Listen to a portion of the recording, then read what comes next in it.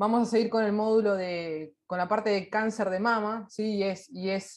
La primera charla es de cáncer de mama temprano, mejor dicho, perdón, cáncer de mama en mujeres jóvenes, que lo va a dar la doctora Verónica Fabiano. Ella es ginecóloga y mastóloga del Instituto Alexander Fleming. Así que, doctora, un gusto. Hola, buenas tardes a todos. Muchas gracias por la invitación.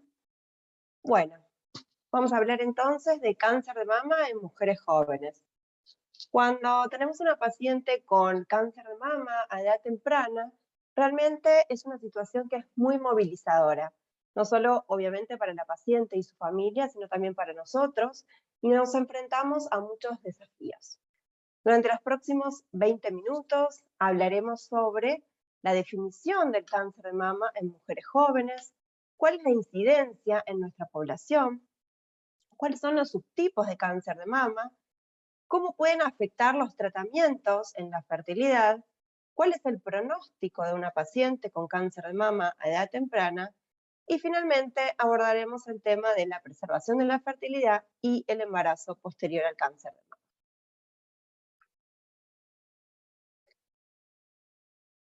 Hoy día se define como cáncer de mama en mujeres jóvenes a aquel que es diagnosticado en pacientes menores de 40 años.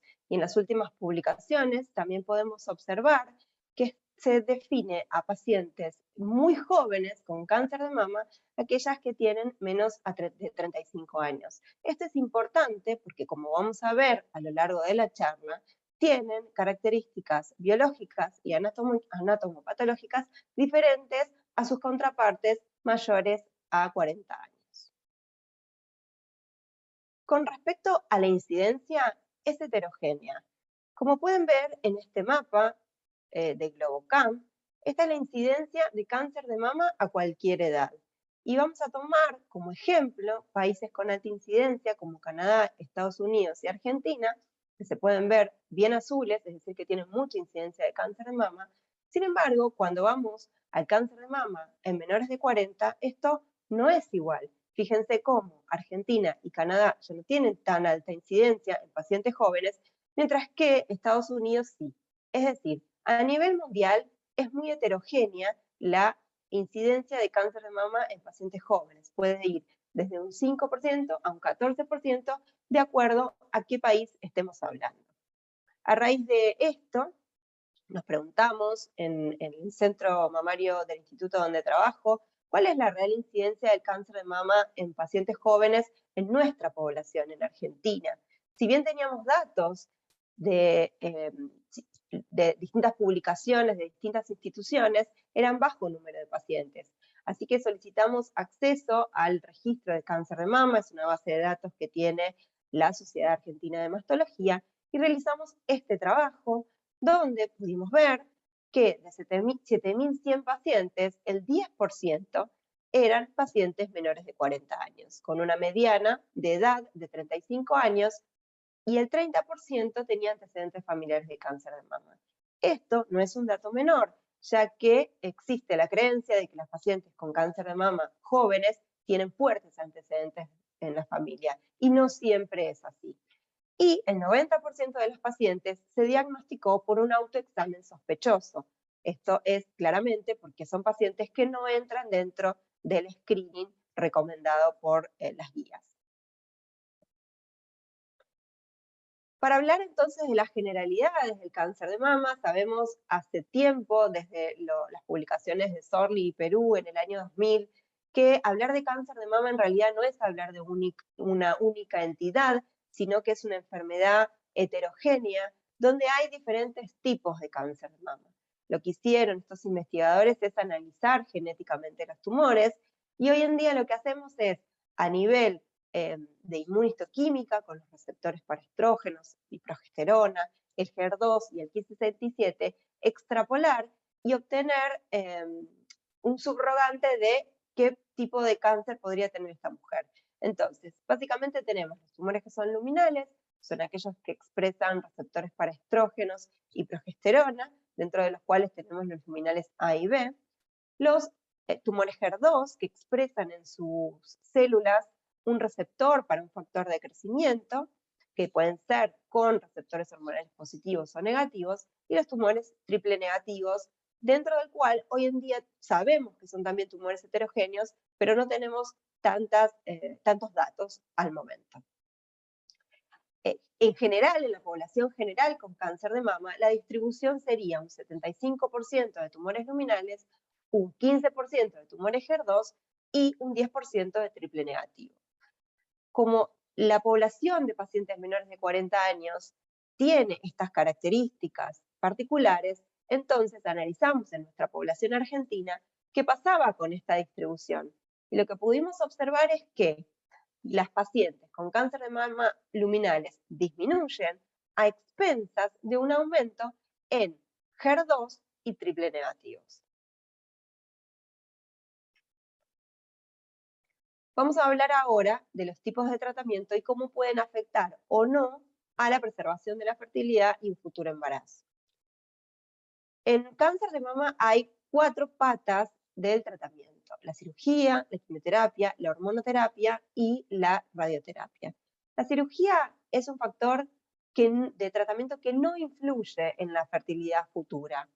También es importante destacar en esta instancia que la edad no es un factor para tomar una decisión diferente, es decir, que la decisión de la cirugía no debe estar influenciada por la edad. Sin embargo, lo vemos, y publicaciones así lo muestran también, que hay mayor número de mastectomías en pacientes jóvenes. Esto es no por hallar tumores más grandes, sino porque sabemos que una paciente que es sometida a una mastectomía reductora de riesgo, justamente reduce el riesgo de tener un nuevo tumor, mientras que aquella que opta por una cirugía conservadora puede tener un nuevo tumor si tiene muchos años de sobrevida. Sin embargo, y por esto digo que la edad no debería influir en la decisión de tratamiento quirúrgico, no hay datos de que hacer una mastectomía o hacer una cirugía conservadora tengan implicancias en la sobrevida de las pacientes. Con respecto a la quimioterapia, este sí es un tratamiento que tiene gran impacto sobre la función ovárica y la reserva de ovocitos. Sabemos que son medicamentos citotóxicos, algunos en mayor o menor medida, pero ante una paciente que va a recibir quimioterapia, debemos ofrecerle una consulta de asesoramiento para preservar su fertilidad. En cuanto a el momento de realizar o recibir la quimioterapia, en cáncer de mama puede ser que la paciente la reciba antes de la cirugía, esta situación la llamamos quimioterapia neoadyuvante, o que la reciba en forma posterior, es decir, quimioterapia adyuvante. En estas situaciones, por ejemplo, ante una paciente que va a hacer quimioterapia neoadyuvante, en general tenemos menos tiempo para ofrecerle la preservación de la fertilidad. Sin embargo, como va a hablar la doctora Cosia seguramente, hay tratamientos que se pueden hacer en un corto periodo, así que no debemos dejar de ofrecérsela.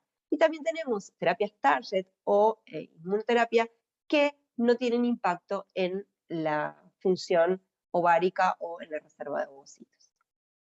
Con respecto a la hormonoterapia, de acuerdo al subtipo de tumor que tenga la paciente, si son tumores luminales o HER2 con receptores positivos, las pacientes deben recibir tratamiento con hormonoterapia, tamoxifeno o inhibidores de aromatasa asociados a análogos GnRH.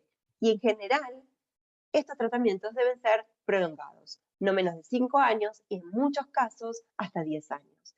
Entonces, si recibimos una paciente con diagnóstico de cáncer de mama a los 35 años, pensamos que esa paciente debe hacer tratamiento por 10 años, tenemos que ofrecerle la preservación para que cuando finalice su tratamiento pueda lograr un embarazo. También en este punto les quería comentar, si bien no tenemos datos actualmente, es un estudio que está en curso, que se llama Positive Trial, lo que está estudiando es indicarle a las pacientes que realicen 2 años de tratamiento con hormonoterapia, luego hagan un washout del tamoxifeno, intenten un embarazo por 18 meses y luego de que lo logren o no, deben continuar con su terapia de tamoxifeno, por ejemplo, pero no tenemos estudios, no tenemos resultados al momento. Y por último, la última pata del tratamiento es la radioterapia, que no está indicada en todas las pacientes y no tiene impacto en la fertilidad. Una pregunta que surge siempre en la consulta con los pacientes y su familia es si el pronóstico de las pacientes con cáncer de mama a edades tempranas es peor que sus contrapartes mayores. Y como podemos ver en estos gráficos de este trabajo, en el gráfico de nuestra izquierda lo que podemos ver es que las pacientes menores de 40 y entre 40 y 60 tienen mejor sobrevida global que las pacientes mayores de 60. Y esto es, obviamente, por las comorbilidades que comienzan a aparecer a partir de los 50 a 60 años, pero no por el cáncer de mama, porque como vemos en el otro gráfico, si estudiamos la sobrevida específica por cáncer de mama, la sobrevida es igual. Como mencioné anteriormente, son pacientes con características biológicas diferentes. Así que la doctora Partridge, que es una oncóloga del Dana-Farber que se ocupa de estudiar cáncer de mama en mujeres jóvenes, publicó este trabajo donde se puede ver, es un trabajo con muchísimos pacientes en la base de datos del CER de Estados Unidos, 17.000 pacientes, casi 2.000 pacientes menores de 40 años, y lo que se podía ver era que según el subtipo de cáncer de mama, había diferencias con los pacientes mayores en la sobrevida. Específicamente, lo que se vio es que en el grupo de pacientes con tumores luminales, este grupo tenía un hazard ratio, es decir, una probabilidad de morir por cáncer de mama, el del doble que las pacientes mayores de 40. No pasaba lo mismo con los tumores HER2 y triple negativos. Entonces surge la pregunta de por qué es que ocurre esto. Y hay varias hipótesis. Una es que hay menor probabilidad de que cuanto más joven sea la mujer, quede en amenorrea post-tratamiento. Y si es un paciente, un tumor que depende de las hormonas, la amenorrea es un factor protector. También es verdad que hay menor adherencia a la endocrinoterapia. Muchas veces la endocrinoterapia se debe asociar a análogos y NRH y esto causa muchos síntomas climatéricos que la paciente no tolera y discontinúa. Como vimos, además de haber distintas características biológicas por los distintos subtipos, se cree que dentro de los mismos subtipos hay distintas características biológicas que aún no conocemos con certeza. Y también son pacientes que tienen mayor probabilidad de tener diferentes mutaciones, las más comunes son las del BRCA1 o 2, pero también hay otras, y esto les llevaría también a tener mayor probabilidad de desarrollar o un nuevo tumor de mama u otros tipos de tumores. Abordando entonces el tema de la preservación de la fertilidad, surgen preguntas. ¿A quién ofrecérsela?